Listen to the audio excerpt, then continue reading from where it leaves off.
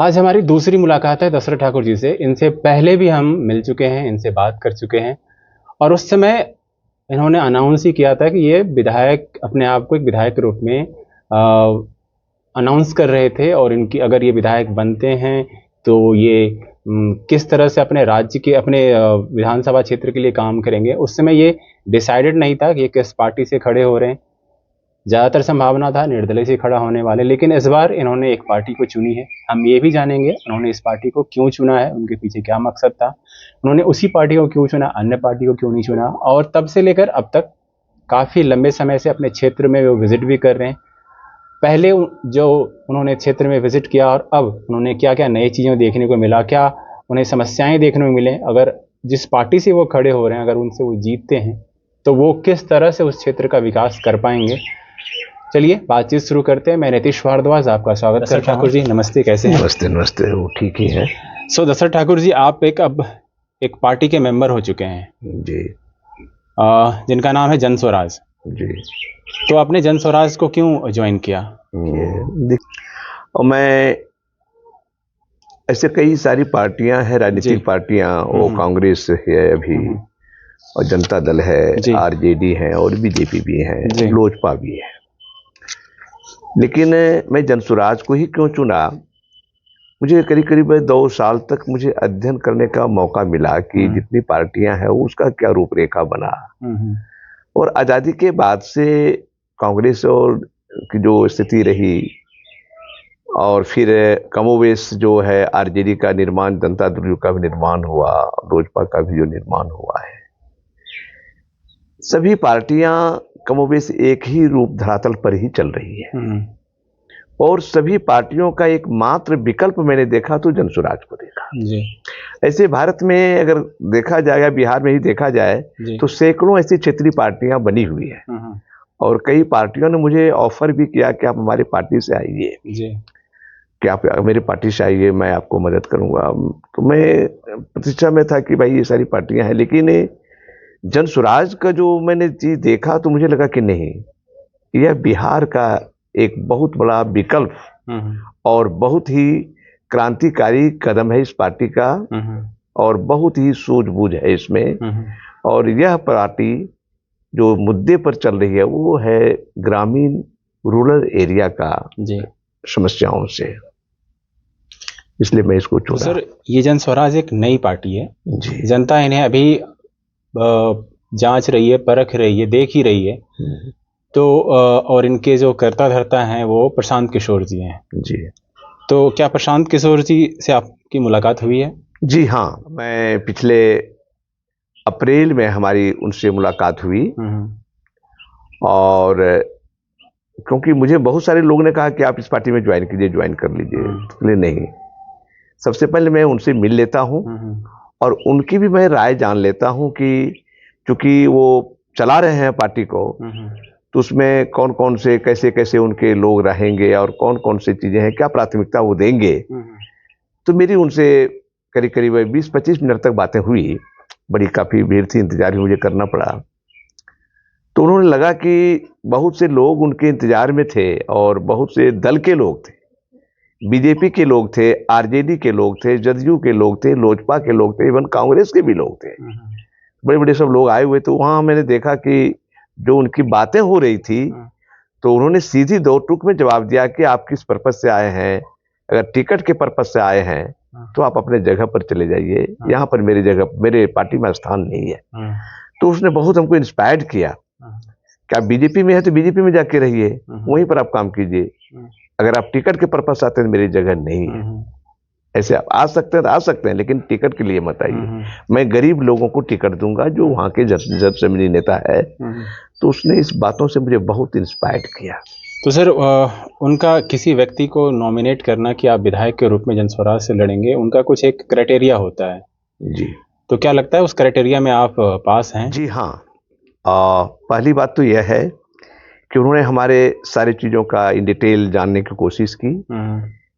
तो मैं सीधी बताया कि मैं किसी पार्टी में नहीं हूँ, किसी पार्टी में था भी नहीं, वहाँ मैं जन संघर्ष में था, किसान मजदूरों का आंदोलन मैंने किया, और हमेशा किसानों के बीच में रहा भी हूँ। 10 वर्षों तक जो मुझे अनुभव हुआ किसानों के बीच में आंदोलन का, वो मेरा एक अनुभव, सामाजिक अनुभव है, और शिक्षा के क्षेत्र में भी जो अनुभव मिला वो शेयर में किया। इन सारी बातों से मैंने उनको अवगत कराया, तो उन्होंने समझा कि नहीं भाई, एक सामाजिक अनुभव आपके पीछे है, जनता का जुड़ाव आपके साथ है, तो सही मायने में आप एक अनुभवी आदमी हैं, और इस आधार पर उसने मुझे परिचय दिया। जन स्वराज में जुड़ने से पहले भी आप क्षेत्र का भ्रमण कर रहे थे, लोगों से मिल रहे थे निर्दलीय विधायक के रूप में, जिस समय काफी लोग आपको कह रहे थे किसी पार्टी से आइए, जो भी पार्टी है, लेकिन पार्टी से आइए तो ज्यादा आपको सपोर्ट मिलेगा। जब आप किसी पार्टी को ज्वाइन कर चुके हैं, जिसे जन स्वराज से ज्वाइन कर चुके हैं, तो पहले और अब में क्या फर्क दिख रहा है कि लोग के आपके प्रति जो एक गर्मजोशी है बढ़ा है, या फिर उसमें कोई खास परिवर्तन नहीं है क्योंकि लोग आपको पहले से जानते हैं? क्या जनता लोग जो है जन स्वराज से परिचित हैं, प्रशांत किशोर जी से परिचित हैं? देखिए, मेरा कार्यक्रम है और दिसंबर नवंबर से ही मैं इस चीज़ों को घोषित कर दिया था कि मैं इंडिपेंडेंट से लड़ूंगा जी। क्योंकि ये सारी पार्टियां को मैंने देखा तो लगा कि यहाँ तो खरीद फरोख्त है। हमारे एक अपने ही आदमी ने बोला कि कांग्रेस में 15 करोड़ रुपए में टिकट बांटता है, और इधर भी जदयू का भी वही रूपरेखा है, लाखों लाखों में टिकट बांटना, करोड़ तक बांटना। तो मैं सोचा कि मुझे वहाँ मेरी जगह नहीं है। कई लोगों ने कहा, जनता की बातों को मैं जब देखा तो कुछ अधिक से अधिक लोग यही कहे कि आप किसी पार्टी से आइए दादा। तो बोले कि इस सब पार्टी में तो मेरी जगह नहीं है, तो ने कोई पार्टी से आते तो बहुत बेटर होता आपके लिए। तब मैंने कहा कि जनता का भी यही मांग है, युवाओं का भी मांग है किसी पार्टी से आना। तब मुझे लगा कि अभी तो कोई साफ सुथरा अगर पार्टी है तो वो जन स्वराज है। इसलिए जनता की जो महत्वाकांक्षा थी वो बातें थी। दूसरी जो बातें थी कि जन स्वराज में जुड़ने से पहले ही मैं 6 महीना 7 महीना से मेरा काम चल रहा था। चुनाव का मन मैं पहले ही बना लिया था। बेलहर की जो स्थिति थी, ग्राफ, जनता की रोजमर्रा की समस्या थी, हर इस बिंदु पर मैं देख रहा था कि जनता त्राहिमाम है। तब मैंने चुनाव लड़ने का एक मुद्दा बनाया कि अगर इस अभी वर्तमान परिस्थिति में मैं जो देखता हूं, ऐसे सब लोग जा रहे हैं, बाहुबली लोग जा रहे हैं, माफिया लोग जा रहे हैं, जिस पर बहुत सारे आपराधिक मामले हैं, जो दबंग लोग हैं, पैसे वाले लोग हैं, वही सत्ता में अगर चले जाएंगे तो हमारे जैसे पढ़े लिखे लोग, समाज सेवी लोग अगर रह पाएंगे तो संविधान का रक्षा कौन करेगा, ये जनता की सेवा कौन करेगा सही मायने में। तब मैंने चुनाव का मन बनाया, और तब मुझे लगा कि नहीं, और पहले से और अभी में जो मैं फर्क पाया, मुझे बहुत फीडबैक मिला।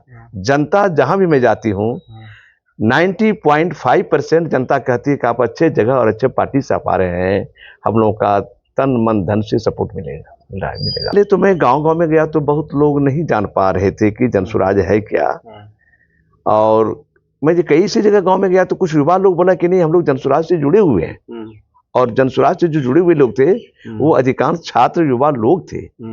तो मैं गया तो मेरा काम बहुत आसान हो गया कि सर मैं तो जन स्वराज से हूँ और मैं यहाँ काम भी कर रहा हूँ, लेकिन मैं जब जन स्वराज में आया तो आज मेरा काम दिन दूनी रात चौगुनी, मैं सदस्यता अभियान भी चला रहा हूँ इसके साथ ही साथ, और मेरा व्यापक जो है प्रचार प्रसार हो रहा है।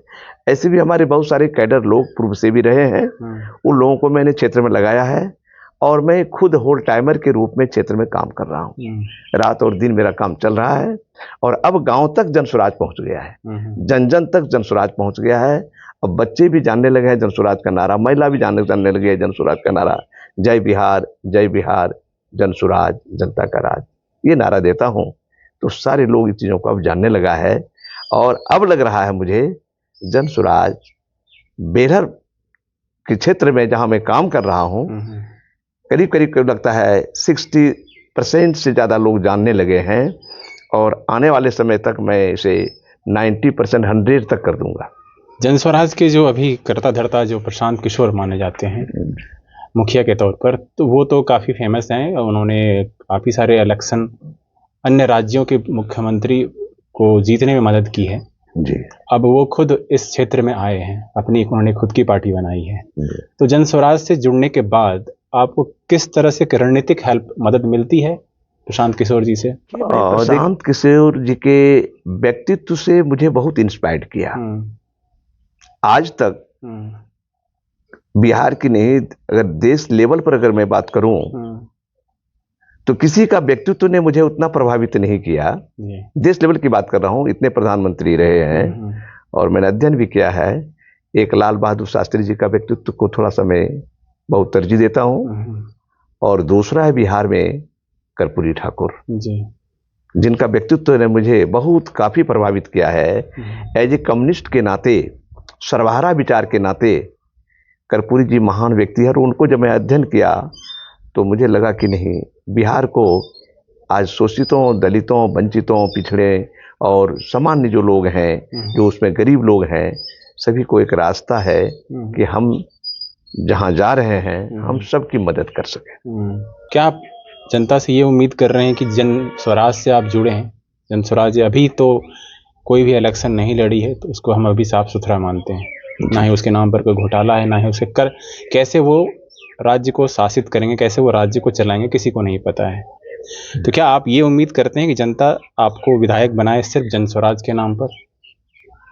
नहीं, जनता तो मुझे दो बातों को उन्होंने रखा जी, कि आप जिस समय निर्दलीय थे उस समय भी आपके छवि पर मैं वोट करूंगा। कोई पार्टी में भी अगर आप आएंगे तो पहली प्राथमिकता आपके छवि पर मैं दूंगा, आपके व्यक्तित्व पर मैं दूंगा। आप किसी पार्टी से आप आइए, लेकिन मेरा आपका छवि और चेहरा है, दशरथ ठाकुर के नाम पर मैं वोट करूंगा। ये उन्होंने अनाउंस किया कि मैं किसी पार्टी को नहीं, और आप जनसुराज में आ गए हैं तब तो और बेटर है। एक पार्टी से आप आए हैं तो हम लोग आपको सपोर्ट करेंगे। जैसा कि मैंने बताया कि जन स्वराज एक नई पार्टी है, तो अगर आप विधायक के रूप में चुने जाते हैं तो आप किस तरह से कार्य करेंगे? देखिए, हर पार्टी का एक मैनिफेस्टो होता है, और जितनी पार्टियां होती है वो मैनिफेस्टो पर ही चुनाव लड़ती है जी। क्योंकि हमारे देश की जनता, बिहार की जनता कॉन्शस नहीं है, वो मैनिफेस्टो पर वो उतना अमल नहीं करता है। वो समझती ही नहीं मैनिफेस्टो क्या है। जनता के बीच में नेता लुभावन सब दे देता है, तो वो समझता है कि चलो ये बात है। लेकिन आपने जो बातें रखी कि आप इस व्यवस्था में जनसुराज आने के बाद आप कैसे चलाएंगे, तो मुझे अनुभव है, मैं राजनीति शास्त्र का स्टूडेंट रहा हूँ और जन समस्याओं को लेकर मैं आंदोलित रहा हूँ, और सरकार की तमाम योजनाएं और संविधान के बारे में, जो देश संविधान से चलता है, इसके बारे में मुझे जानकारी है। और एडमिनिस्ट्रेशन कैसे चलेगा, ये प्रशांत जी को भी अनुभव है। और हमारे जैसे लोग अगर आते हैं तो मुझे प्रशासन निर्देशित नहीं कर सकता, प्रशासन को मैं निर्देशित करूंगा। एग्जीक्यूटिव जो बॉडी है इसका, कार्यपालिका, वो मुझे निर्देशित नहीं कर सकता, क्योंकि अभी जो डेमोक्रेसी में लोग आए हुए हैं वो निर्देशित करके चलाते हैं। ये जो मेनन समाज है, ये जो एग्जीक्यूटिव बॉडी है, वो उनको चलाता है, हाथ पकड़ के चलना सिखाता है। वो मुझे हाथ पकड़ के चलना नहीं सिखा सकता।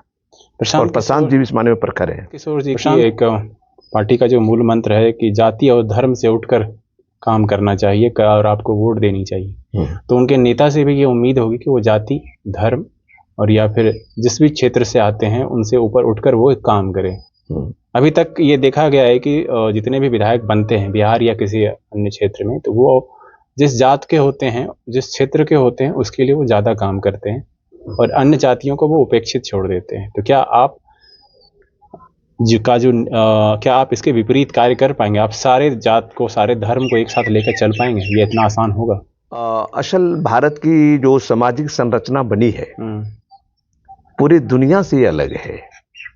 अगर मैं, चूंकि मैं यूरोपियन कंट्री की बात करूं, पाश्चात्य देशों की बात करूं, तो वहां पर रिनाइसेंस हुआ, पुनर्जागरण हुआ। भारत में आज तक ऐसा जो भी कुछ आंदोलन हुआ है आज भारत में, तो वो बहुजन मूल निवासी का भी आंदोलन है, जो कि मैं उसको लेकर मैं चलता हूँ। बहुजन मूल निवासी का जो विचारधारा है, गौतम बुद्ध का जो विचारधारा है, संत कबीर का जो विचारधारा है, समता मूलक समाज, भातृत्व प्रेम, समानता, तो ये बातें, स्वतंत्रता, ये तीन चीजों पर आधारित है हमारा संविधान, और तीन चीजों का ये मूल मंत्र है। और प्रशांत किशोर जी ने भी इस बातों को बहुत काफी से उरेका है। सही लोग, सही सोच और सामूहिक प्रयास, देश तभी आगे बढ़ेगा आज के राजनेताओं ने जाति पर लोगों को बांटने का काम किया है। दशरथ ठाकुर समानता के विचारों पर चलेगा। क्यों कि सभी लोगों में, अगड़ी हो चाहे पिछड़ी हो, सभी लोगों में आर्थिक जो परिस्थितियां हैं उन चीजों का मैंने मूल्यांकन किया है और मैं गांव को देखा है। हाँ, थोड़ा सा फर्क जरूर पड़ता है कि जो कुछ लोग बहुत आगे डेवलप हुए हैं, कुछ डेवलपिंग में जा रहे हैं और नोटिफाइड एरिया के लोग ज्यादा डेवलप हैं, रूरल एरिया के लोग ज्यादा कुछ वंचित हैं। तो थोड़ा सा मैं प्राथमिकता दूंगा कि उनको भी मैं इस समानता में ला सकूं।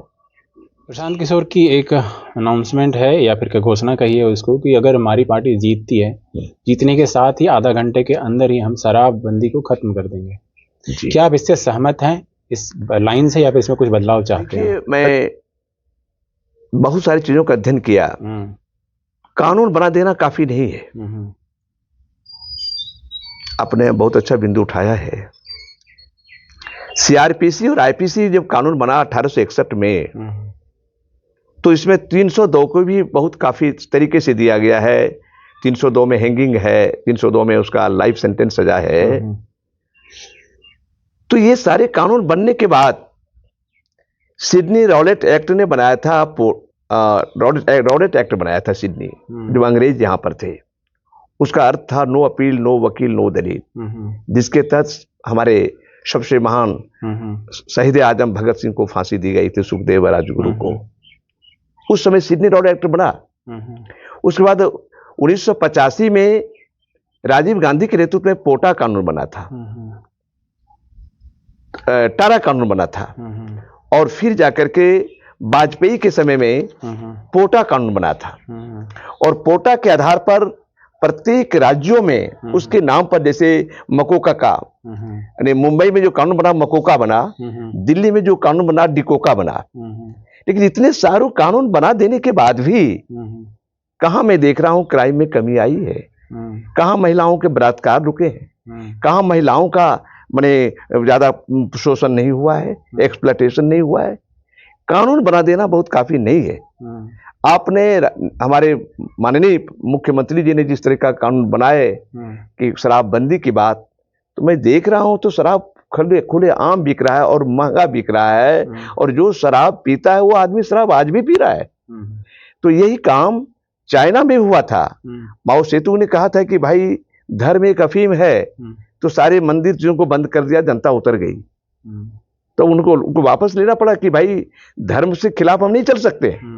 तो ठीक उसी प्रकार से मैं एक जगह गया था, तो महिलाओं ने कहा कि हमें तो रोजी रोटी नहीं है, मैं तो शराब बेचता हूं, तो मुझे कुछ पैसे आते हैं तो मेरा परिवार चलता है।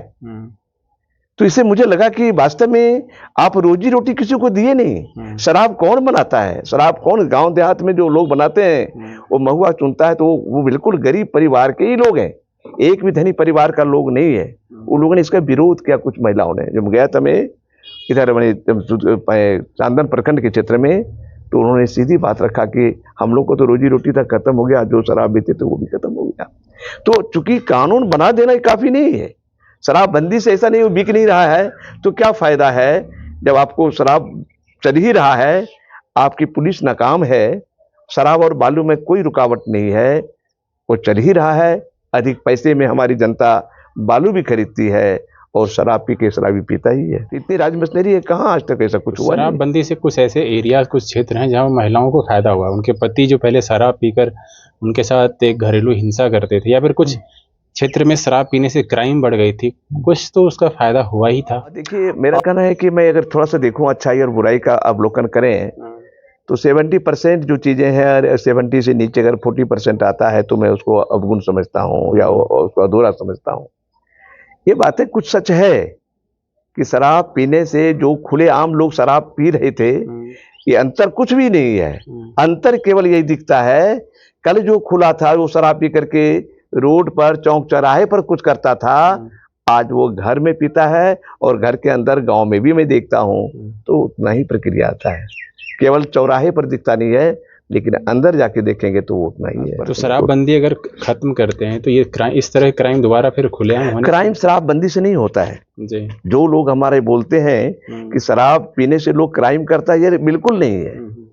क्राइम तो लोग करते हैं अपने ईगो से करते हैं, आर्थिक इकोनॉमी की क्राइसिस से करते हैं। लेकिन अब जो क्राइम बढ़ रहा है, वो पॉलिटिकल प्रोटेक्टेड लोग ही ऐसा कर रहे हैं। गांव देहात में कोई ऐसा नहीं है कि शराब पी करके लोगों ने ऐसा किया। गांव में, गांव की समस्या है, जो मूल समस्या है, वो समस्या से लोग मैंने क्या कहते हैं, ग्रस्त हैं, इसलिए वो थोड़ा सा लड़ाई झगड़ा करता है। लेकिन क्राइम जो है, शराब पीने से क्राइम नहीं बढ़ता है। तो अगर आपकी सरकार पूरे बिहार में आती है तो क्राइम और भ्रष्टाचार पे कैसे काम करेगी? हाँ, ये एक बहुत बड़ा ज्वलंत समस्या है। ये प्रश्न से मुझे भी थोड़ा सा लगता है कि एक अपराध जो क्राइम है, तो उसमें सबसे बड़ा है करप्शन है। आज हमारे क्षेत्र में मैं तो चुनौतियां देता हूं नेता लोगों को, अगर ये ऐसा हुआ है तो ये नेता की वजह से हुआ है। नेता यदि ईमानदार हो जाए तो करप्शन मैं रोक दूंगा, नो डाउट। करप्शन क्यों बढ़ रहा है? आपने गलत तरीके से पैसे लेकर के चुनाव में पैसे बांटते हैं, लाइक दिस करप्शन। किसी तरीका से इलीगल वे से अगर पैसे बांट रहे हैं, यह भी करप्शन है। ऐसा नहीं है कि कोई काम कराने से लोग करप्शन कहता है कि हम घूस देके कोई काम करा रहे हैं। This is like the corruption if you take such vote from the peoples, this is the corruption. ये करप्शन है। करप्शन का मतलब केवल कार्यालय नहीं है। आप जनता को भ्रष्ट बना दिए पैसा दे करके कि हमको वोट दो। This is the guilty of the politician. चलिए, उम्मीद करते हैं कि आप जब विधायक बने तो आप पर ये इल्ज़ाम ना लगे, आप जनता के लिए ईमानदारी से काम करें। आपकी पार्टी का एक और अनाउंसमेंट था कि पार्टी जो है महिला सशक्तिकरण पर जोर देगी। अगर आप विधायक बनते हैं अपने क्षेत्र का, हम पूरे बिहार की बात नहीं कर रहे हैं, अपने क्षेत्र में आप महिला के सशक्तिकरण के लिए आप क्या कर सकते हैं? क्या योजनाएं लाएंगे आप? किस तरह से उनके विकास के लिए कार्य करेंगे आप? अच्छा सवाल आपने किया है। महिला सशक्तिकरण की बात जो बोले हैं आप, ये तो मुझे लगा, मैं पहले ही कह दिया था कि भारत की सामाजिक संरचना बहुत जटिल है और यह अभी जनवाद नहीं मिल पाया महिलाओं को अपने पति की सेवा से। और आज भी हमारी महिलाएं पति को देवता मानती है, वही पति उसको प्रताड़ित करता है। आज बहुत सारे केसेस हैं, मैं देख रहा हूं, हमारे पास भी बहुत सारे केसेस आ रहा है। आज नई नई युवतियां सुसाइड कर रही है, जिसने कि जीवन और चार दीवारी से बाहर होकर संसार नहीं देखा, चंद समय में अपनी सुसाइड कर लेता है। ये क्या है? महिला सशक्तिकरण का अर्थ हमारे यहां क्या लगाता है? क्वाइटली रॉन्ग है महिला सशक्तिकरण। आपने महिला को, जब तक पुरुष प्रधान समाज रहेगा, महिला सशक्तिकरण नहीं हो सकता है। यह झूठ है, बेकार बकवास है। क्यों? आज भी सबसे पहले तो यह बात है कि मुखिया को कौन जानता है? मुखिया को कौन जानता है? मुखिया के पति को नाम से जानता है, उसकी पत्नी का नाम ही कोई नहीं जानता है। 90.5% पीपुल नहीं जानता है कि हमारी मुखिया ये महिला है, हमारी मुखिया ये सरपंच है, हमारी मुखिया ये वार्ड है, हमारी मुखिया ये पंच है, हमारी महिला जो है वो पंचायत समिति है, और ये प्रमुख है, और ये चेयरमैन है। ये जानता कौन है? उसके पति को जानता है। तो ये चीज, सबसे पहले ये चीजों को हटाना जरूरी है। हम महिला सशक्तिकरण की बात कर रहे हैं, अरे राजनीति में ही यदि हम इसको नहीं समझ पा रहे हैं, महिला सशक्तिकरण, आज महिला को राजनीतिक रूप से कुछ आरक्षण मिला है तो महिला कुछ आगे आई है, लेकिन आज भी उसके दरवाजे बंद कर दिए उसके पति। जिस महिला को आम सभा में जाना चाहिए, मुखिया को, मुखियाइन को, सरपंच को, उसके पति जाकर के वहां काम करता है, तो उसके चेहरा कौन देखेंगे? जिसको बोलने की आजादी नहीं है, जिसको घूमने की आजादी नहीं है, जिसको जानने की आजादी नहीं है। महिला सशक्तिकरण बात से नहीं हो सकता है, भाषण से नहीं हो सकता है। मैंने इसका प्रयोग करके देखा और आज मैं प्रयोग करके देख रहा हूं। अगर ये कोई नेता बोलता है कि महिला सशक्तिकरण, ये बिल्कुल झूठ है और बेदाग चीज है। ये कोई इसके दावा नहीं है। आप हाँ, कैसे अपने क्षेत्र में महिलाओं के जो स्तर है, सामाजिक स्तर जो गिरे हुए हैं, उसको कैसे ऊपर उठाएं? हाँ, मैं करूंगा। मैं महिलाओं को ऊपर उठाने के लिए कल्चर रिवोल्यूशन करूंगा, सांस्कृतिक क्रांति। जैसे सांस्कृतिक क्रांति का मतलब यह होता है कि हमारे अंदर जो महिलाओं की चेतना है, हम उसको साहित्य और संस्कृति देंगे।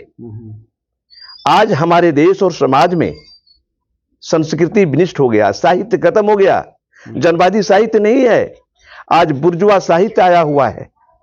और हम महिलाओं को उठाने के लिए पहली प्रायोरिटी यह होगा कि आज महिला आएगी, भाषण सभा में आएगी, वो देखेगी, वो 5 शब्द ही बोल सकती है, बोलेगी, लेकिन वो आएगी। मैं पहला रूप दूंगा, जैसे हमारे बेलर विधानसभा में जीत के जाऊंगा तो जितने भी, चूंकि प्रशांत किशोर जी ने कहा कि सरपंच और मुखिया जो त्रिस्तरीय पंचायत के लोग हैं, उसको मैं ईमानदार व्यक्ति को बनाना चाहता हूं। आज जो मुखिया है वो 50 लाख, 60 लाख, 70 लाख खर्च करता है और मुखिया बनता है और महिलाओं को घर में रखता है और वो खुद बाहर जाता है, और आज वही सिस्टम में वो है, तो ऐसा नहीं चलेगा हमारे यहाँ। वो ऐसा हमारे क्षेत्र में जब होगा तो पहले महिलाओं को मैं प्राथमिकता दूंगा, पति उसके बाहर रहेंगे, महिलाएं आएगी, सामने आएगी, और महिला जाएगी, ताकि महिला चीज सीखना सीखेंगे, बोलना सीखेंगे, उसको आजादी मिलेगी, और तब वो महिला सशक्तिकरण होगी। वो महिला खुद ही फाइट करेगा, कोई उसके सामने अगर बैड एलिमेंट आता है तो वो खुद ही साहस करेगी। ये तो सर हुआ इलेक्शन, तो हमेशा इलेक्शन और भाषण तो हो नहीं सकती, इसके अलावा अन्य और क्या चीज़? हाँ, इसके लिए और मैं करूंगा, जैसे कि बहुत सारी चीज, आर्थिक चीजों का पहला चीज है महिला सशक्तिकरण का आर्थिक, क्योंकि वो महिलाएं बेरोजगार हैं, वो जानता है कि पति कमा के हमको देता है तो हम तो उस पर आश्रित हैं, और यदि उसके पास में पूंजी दे दूंगा तो कल उसको एक ताकत मिलेगा, स्वाभिमान मिलेगा। आर्थिक क्राइसिस से कोई भी व्यक्ति, वो पुरुष के अधीन हो जाता है, महिला के अधीन हो जाता है। इसलिए मैं इकोनॉमिक्स प्रोटेक्शन और इकोनॉमिक्स डेवलपमेंट ग्रोथ आगे दूंगा महिला को, तो महिला सशक्त हो जाएगी। चलिए और कुछ हम आगे बढ़ें तो, अब इतने लंबे समय से क्षेत्र में घूम रहे हैं जी, क्या आपको कुछ ऐसी समस्याएं दिखी जो आज़ादी के बाद उन समस्याओं पर काम नहीं हुआ? मेरा कहने का मतलब है कुछ आधारभूत जो ज़रूरतें होती है, जल, सड़क और घर या फिर बिजली, ये कुछ समस्याएं हैं जो कम से कम एक आदमी होने के नाते इस युग में, इस मॉडर्न युग में, आधुनिक युग में उनको मिलना ही चाहिए। रोजगार की हम बात अभी नहीं कर रहे हैं, सड़क, जल, बिजली, ये बेसिक चीज़ें, क्या ऐसी कुछ क्षेत्र हैं जहां पर अभी इस क्षेत्र, इस सब चीज़ों की पहुंच अभी तक वहां नहीं हो पाई है? ये सवाल आपने जो रखा है बहुत काफ़ी, एक जो राजनेता या लीडरशिप का जो पहला चीज़ है उसका प्रासंगिकता, उस चीज़ पर आपने सवाल रखा है, बहुत अच्छा सवाल रखा है। मैंने करीब 100 गांव का मैंने दौरा किया है, 100 गांव का जी। और चांदन प्रखंड के गांव को भी मैंने दौरा किया है, और बेलहर प्रखंड का भी गांव का मैंने दौरा किया है। तो मैं जो पाया अभी तक कि आजादी के बाद से एक गांव है चांदन प्रखंड का, उत्तरी कस्बा भसीला पंचायत का गांव है सुग्गी बरन। वह गांव जब मैं गया तो वहां तो टोटो नहीं जा सकता है, न ऑटो जा सकता है, न रिक्शा जा सकता है, 4 व्हीलर की बात ही नहीं कही जा सकती है। और अगर बारिश हो जाएगी तो मुश्किल हो जाएगा उस गांव में जाना। मैं पैदल गया हूं, मोटरसाइकिल, 2 आदमी 3 आदमी मोटरसाइकिल पर जा भी नहीं सकता। मैं पैदल चलकर बांध से पार हुआ, वो गांव में गया तो सड़क नहीं था। मैं तो चुनौतियां देता हूं, अगर कोई नेता यह बोलता है कि हमारा गांव, हमारा क्षेत्र बहुत अच्छा है और भारत विकसित की भी बात करता है, तो झूठा है ये बात। उस गांव में केवल सड़क ही नहीं है, मैं आपको बताऊंगा तो आपको लगेगा कि भारत का वो एक बेटा ने पूछा बाप से कि पिताजी भारत कहाँ है, तो जवाब दिया कि बेटा जहां तुम खड़े वही भारत है। तो वो बिहार है, वो जहां पर वो खड़ा वो बिहार है, बिहार का एक हिस्सा है, भारत का भी एक हिस्सा है वो। वहां पर आज तक सड़क नहीं बना, जो सरकार दावे ठोकती है कि हमने सब जगह गांव-गांव में सड़क बना दिया। मैं वहां का सर्वे करके आया हूं और सारी जनता से आवाज हूं, और वहां की जनता यह भी कहा कि मुझे वोट धमका के लिया जाता है आज भी। दूसरी जो बात मैं बोल रहा हूं, सिंचाई, पानी की व्यवस्था, जल ही जीवन है, आज वहां पानी पीने का व्यवस्था नहीं है। एक मीनार जो खड़ा हुआ है टावर पानी का, वो 2016 से बंद है। मैंने पूछा भाई इसे बंद क्यों है, क्योंकि इसमें पैसा ही हमको नहीं देता है, जो भी नाला था टोटी था सब टूट के बर्बाद हो गया, यूं ऐसे खड़ा है। अब पानी पीता कहां से है वो? अबाउट ½ किलोमीटर दूर जाकर के वो घड़ा में डेगची में माथा पर ढो करके पानी लाके पीता है। और आपको एक चीज और बता दूं, मैं उसका फोटो पूरा लिया हूं। 150 की आबादी में 100 घर अभी मिट्टी का बना हुआ है, खपरेल है, वहां इंदिरा आवास मिला नहीं। 2-4 जनों को मिला, और वह इंदिरा आवास आप देखेंगे तो सुअर की बखोर की तरह है। मैंने पूछा पढ़ाई की बात, का यहां एक भी बच्चा पढ़ने स्कूल नहीं जाता है 150 की आबादी में, क्योंकि स्कूल यहां से है 3 किलोमीटर दूर है। आंगनबाड़ी भी भीमाडीह है, दुधनिया में है, वो भीमाडीह में है वो, जो कि 3 किलोमीटर दूरी पड़ता है। क्या कल्पना कर सकते हैं 3 साल 4 साल के बच्चे आंगनबाड़ी जा सकता है वो? और वहां का 90% महिला और पुरुष साहबगंज में जाके मजदूरी करती है, तभी उसका पेट पलता है। सिंचाई की व्यवस्था नहीं, चापाकल की व्यवस्था नहीं, पानी का पीने के उत्तम प्रबंध नहीं, सड़क यातायात नहीं, स्कूल नहीं, इंदिरा आवास नहीं, वृद्धा पेंशन नहीं, और सबसे बड़ा जो हमारा बिहार का भविष्य होगा उस बच्चों के प्रति, जो बच्चा जन्म लिया उस बच्चे को सरकार ने क्या दिया, माता पिता का क्या दोष है, ये सारे के सारे अगर जिम्मेवार है तो बिहार सरकार है, केंद्र सरकार है। उसकी योजना, आंगनबाड़ी योजना केंद्र सरकार की योजना है। भारत में अबाउट 18 लाख आंगनबाड़ी केंद्र चलता है, और वह आंगनबाड़ी केंद्र वहां पर नहीं है। सोच सकते हैं 150 घर की आबादी में 3 किलोमीटर क्या 1 साल का बच्चा, 2 साल का बच्चा, 3 साल का बच्चा जाएगा?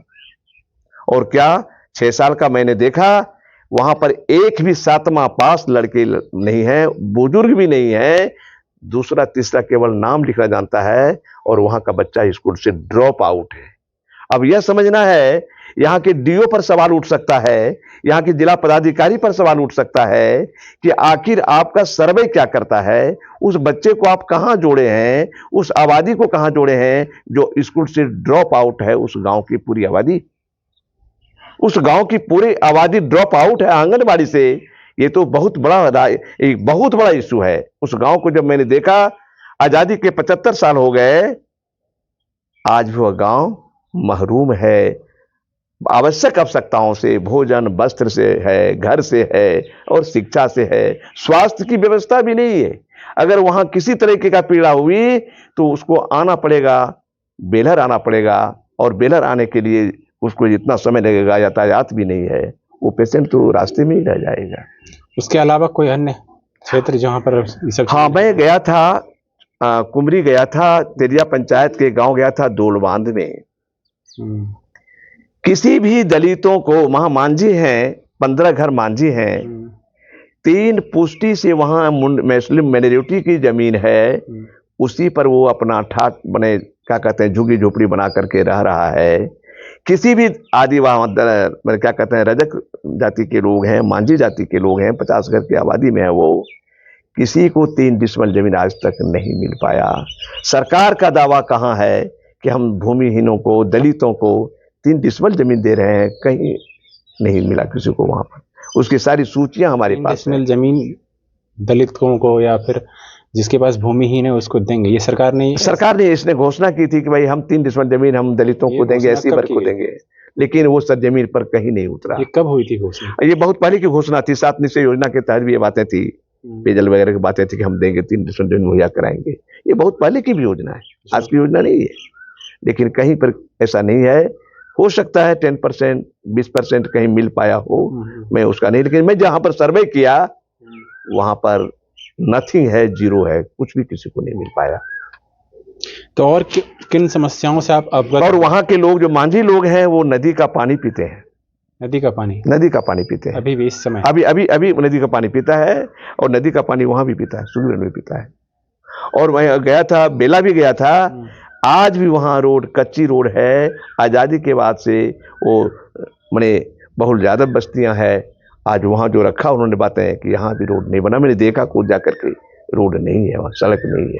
यानी कि अभी भी कुछ ऐसे क्षेत्र हैं जहाँ पर बेसिक जरूरतें, जो कि जल की सुविधाएं नहीं है, जल की सुविधा नहीं है, सड़क की सुविधा नहीं है, बिजली की तो बातें जहाँ तक बनी है, और सभी की समस्या, बिजली की समस्या सबसे बड़ा समस्या यह है कि मध्यम वर्गीय हो चाहे निम्न वर्गीय हो, खास करके खेत किसान मजदूर हो, वो सभी को गला घोंटू कर दिया है ये बिजली। जब से स्मार्ट मीटर बैठा है, सभी लोगों की एक ही शिकायत है। और दो शिकायत और मैं आपको जोड़ना चाहता हूँ।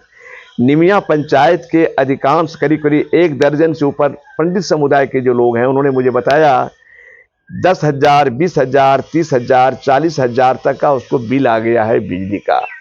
एक घोड़बैयार पंचायत पड़ता है, वहाँ दलित टोला है, वहाँ 60,000, 40,000, 50,000 तक आया है बिल, जो सामर्थ्य नहीं है। और बिजली की ये बातें हैं तो क्या कहते हैं, आपका सूद समय तो वो लेता है, चक्रवृद्धि ब्याज के दर से वो जोड़ के लेता है। त्राहिमाम है वहाँ के लोग।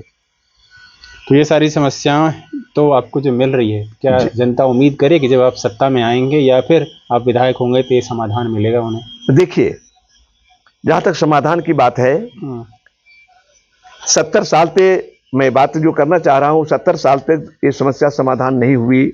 और आजादी क्या चीज उसने देखा भी नहीं। आजादी का मतलब क्या होता है? आजादी का मतलब होता है all round development of the human society as a like economics, socio cultural, educational, ये सारी चीजें होना चाहिए, तभी एक मानेंगे कि हमारी आजादी है। ये राजनीतिक आजादी आर्थिक आजादी के बिना झूठा है। हाँ, मैं इसको कैसे लागू करूंगा, यहां तक जो बातें आपने कही है, हाँ इसमें समय लगेगा, लेकिन हाँ नीचे से काम करने की जरूरत है। गांव से हम शहर की ओर चलें, हम पहले गांव को प्राथमिकता देंगे। जहां पर किसान है, 80-85% जनता गांव में रहती है, वहीं से वो भोजन प्रोडक्शन करके पूरे देश को देता है, समाज को देता है। उसकी पहली प्राथमिकता हमारी होगी, हम गांव को डेवलप करेंगे, गांव में सारी योजनाओं को सर जमीन पर उतारेंगे। और मैं भी गया था दोलबांध में, प्रिंस नाम का एक लड़का है, उदय यादव का लड़का है, वो 12-14 साल का लड़का है, वो ब्लाइंड है। आप सरकार बोलती है कि हम तो ब्लाइंड के लिए ब्रेल लिपि से पढ़ाई होती है, ब्लाइंड का, अंधों का स्कूल आपने खोल के रखा है। लेकिन आपकी राज मशीनरी क्या है? आपका कहां है वो आदमी जो सर्वे करता है? वो सर्वे में देना था, आपका सर्वे जो होता है, सेंसस जो होता है, उस सर्वे में सारी बातें लिखी जाती है, आपके प्रॉपर्टी के बारे में लिखा जाता है, आपका व्यक्तित्व के बारे में लिखा जाता है। 2 तरह का सर्वे होता है। उस सर्वे से आपने क्या पाया? मैंने कई जगह गया, वो विडो विधवा महिला है, उसके बच्चे हैं, और उस बच्चे को आज तक कोई सरकारी लाभ नहीं मिल पाया। जिस बच्चे का माता पिता साया उठ गया है, ना उसको एजुकेशन की व्यवस्था है, ना उसका आर्थिक इकोनॉमिक की व्यवस्था है, वो बच्चे शिक्षा से वंचित हो गया। उसके लिए जिम्मेवार, who is the responsibility for this? उसके लिए कौन जिम्मेवार है? तो ये मैं मानता हूं कि आपकी जो व्यवस्था सिस्टम है वो बहुत नीचे गिर गया है, लचर पचर है, और कहीं भी व्यवहारिक स्तर पर, काम स्तर पर नहीं देखा हमने। आपने बोला आप ग्रामीण स्तर से आप विकास करेंगे आपको लगता है कि जनता के पास इतना धैर्य होगा? हाँ, जनता ने इस बातों को, जैसे मैं जाता हूं तो जनता हम पर बिफर जाती है। तो नेता लोग तो ऐसे ही आता है, ऐसे ही कहता है, ऐसे ही कहता है, मैं कहता हूं हाँ ये बात तो सच है, लेकिन आपने 60 साल तक वोट तो दिया है बहुत धैर्य से। मैं जानता हूं जनता बहुत धैर्यवान है, इसमें कोई शक नहीं है। आप जितना जनता को लूट लो, जनता का खूस आप चूस लो, लेकिन भारत की जनता बहुत धैर्यशील है, बहुत सहनशील है।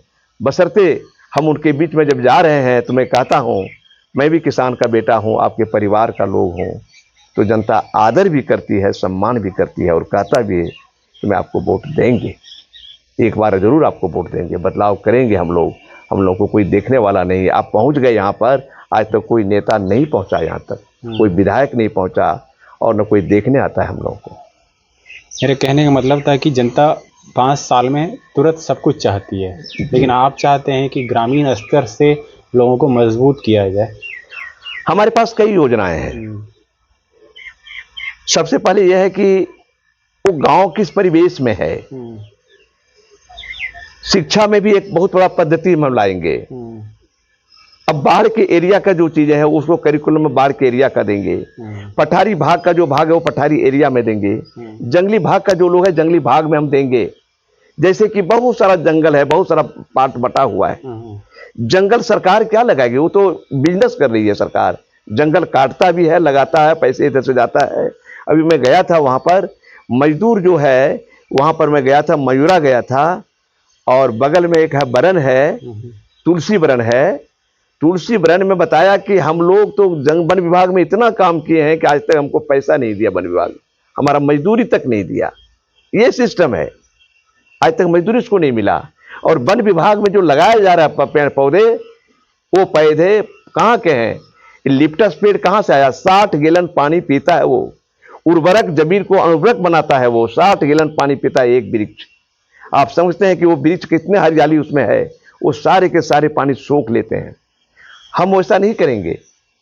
हमारी सरकार आएगी, हम उसको प्रोत्साहित करेंगे कि वो 10 आम का पेड़ लगावें, 10 अमरूद का पेड़ लगावें, 10 कटहल का पेड़ लगावें, 10 जामुन का पेड़ लगाएं। फलदार वृक्ष लगेगा तो वहां पर एक व्यवसाय एक चलेगा और वह एक कॉमर्शियल रूपरेखा बनेगा। जैसे मान लिया जाए कि बहुत दलित समाज के लोग हैं, वो देखते हैं सूप और डोल बनाता है, उसको हम उसके लिए देंगे। वो बांस की जो खेती होगी, जंगल में अगर बांस लगाया जाएगा तो उसको हम टेंडर करके दे देंगे।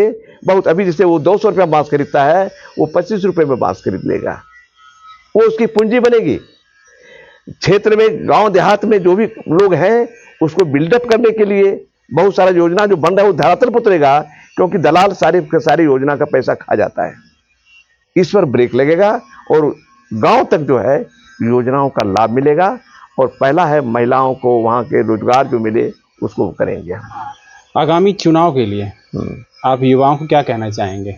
देखिए, खासकर भारत युवाओं का देश है, बिहार युवाओं का देश है। और मैं युवाओं पर चूंकि जन स्वराज जो बातें कही है, शिक्षा और रोजगार, आज हमारे ग्रामीण परिवेश के बच्चे, ग्रामीण लोग जागरूक नहीं है और वो शिक्षा के प्रति भी जागरूक नहीं है। उसको अवेयरनेस किया जाएगा कि किसी ने आज तक यह नहीं कहा कि हम अपने बच्चों को शिक्षा के प्रति जो हमारे परेशानियां, उस पर मैं वोट कर रहा हूं, नहीं करता है, लोग ऐसे ही वोट देता है। तो हम उसको करेंगे। वो बच्चों को बेहतर शिक्षा के लिए लाइफ ओरिएंटेड एजुकेशन सिस्टम लाया जाएगा। चूंकि शिक्षा बिहार सरकार के क्या कहते हैं सूची में है, राज्य सूची में है, शिक्षा पर उसके अधिकार हैं, तो शिक्षा में वो सारे चीज जोड़ा जाएगा, एजेंडा जोड़ा जाएगा और ये बातें रखी जाएगी विधानसभा में। मैं क्वेश्चन राइज करूंगा कि गांव में जो शिक्षा दी जाती है, वहां पर जो शिक्षा होती है वहां पर लाइफ ओरिएंटेड एजुकेशन हो। जिस परिवेश में वो है उस परिवेश की उसमें का पार्टिकुलर में समाहित किया जाएगा, ताकि वो खुद ही अपने पैरों पर खड़ा हो जाएगा। मेरा क्वेश्चन था कि आगामी चुनाव के लिए आप युवाओं को क्या? हाँ, युवाओं के लिए मैं जो बात आप बोले हैं, देखिए युवाओं को तो रोजगार की बात है। आप मुझे क्या कहना चाहते हैं ताकि वो चुनाव में एक्टिवली पार्टिसिपेट करे या फिर आपको सपोर्ट करे या वोट दे, ऐसा कुछ बातें हैं? हाँ, युवाओं को मैंने कहा कि बाबू आप कहाँ पर रहते हो? तो कहा मैं तो चेन्नई में रहता हूँ। आप कहाँ रहते हो? तो मैं बंगलोर में जाता हूँ, वहीं काम करता हूँ। आप कहाँ हैं? तो कलकत्ता में जाके काम करता हूँ, दिल्ली में जाके काम करता हूँ। तो वहाँ एक राजमिस्त्री मुझे मिला, कहले वहाँ पर जाके हम राजमिस्त्री का काम करते हैं। कहले मैं बिहार को पंजाब बनाना चाहता हूँ, बिहार को मैं हरियाणा बना दूंगा, बिहार को मैं दिल्ली बना दूंगा। जो कल कारखाने दिल्ली और बिहार, यूपी और हरियाणा में चल रहा है, कलकत्ता में चल रहा है, वो कारखाना बिहार में पठारी भाग जो क्षेत्र है, बहुत सारी जमीन ऐसे पड़े हुए हैं। हमारे पास तो सारी चीज है, मटेरियल्स हैं, कैपिटल्स हैं और मेन रिसोर्सेज पावर हमारे पास है और बड़ा हमारे पास मार्केट है। अगर उसको हम प्रोडक्शन कर देंगे तो जो राजमिस्त्री काम कर रहा है यहाँ पर उसको काम मिल जाएगा। डेवलपमेंट होगा तो वो राजमिस्त्री का काम यहाँ करेंगे, 15-20 हजार उसके पर मंथ यहाँ मिल जाएगा। बाहर क्यों जाएंगे? युवा लोग जो बाहर जा रहे हैं, सीमेंट का कारखाना बिहार में खोला जाएगा, अल्युमिनियम का कारखाना बिहार में खोला जाएगा, हीरो होंडा का कारखाना बिहार में खोला जाएगा, बड़ी बड़ी जो मशीनरियां हैं उसको बिहार में खोला जाएगा, ताकि यहां पर से उसको रोजगार मिल सके। तो युवा हमारे बिहार में रहेगा। मैं इस तरह से उनको कहा तो उन्होंने कहा बहुत अच्छा है, हम लोग बाहर जाते हैं, बिहारी के नाम पर भी भेदभाव होता है और वहां पर कोई सुरक्षा नहीं होता है। हमने देखा 3-4 ऐसे मजदूर थे जो बाहर में वो मर गया, घर का काम कर रहा था, उसका डेड बॉडी यहाँ पर आया। तो इस तरीका से बिहार में सब लोगों ने कहा कि मुझे वहाँ 20,000 मिलता है, अगर यहाँ मुझे 10,000 मिलेगा तो मैं अपने परिवार माँ बाप के साथ रहूँगा और बिहार में काम करूँगा। तो युवाओं ने कहा कि नहीं, ये बहुत अच्छा है, हम लोग चाहते हैं कि बिहार में बदलाव हो। और आज तक जो नेता ने किया है पार्टी को हमने सब देखा है, जनसुराज को, प्रशांत किशोर जी को इस बार हम लोग समर्थन करेंगे, ये युवाओं का कहना है। चलिए, अभी तो इलेक्शन का समय है, उम्मीद है कि इलेक्शन अक्टूबर नवंबर में होने की संभावना है जी। अभी तो नॉमिनेशन फाइल भी नहीं हुआ है। जी जी। आप चुनाव में घूम रहे हैं, आगामी चुनाव के लिए आप क्या कहते हैं, आप लोगों को समझा रहे हैं, लोगों से मिल रहे हैं। उम्मीद करते हैं कि आप इसमें सफल रहें। फिर कभी हम आपसे मुलाकात करेंगे और लंबी बातचीत करेंगे। नमस्ते।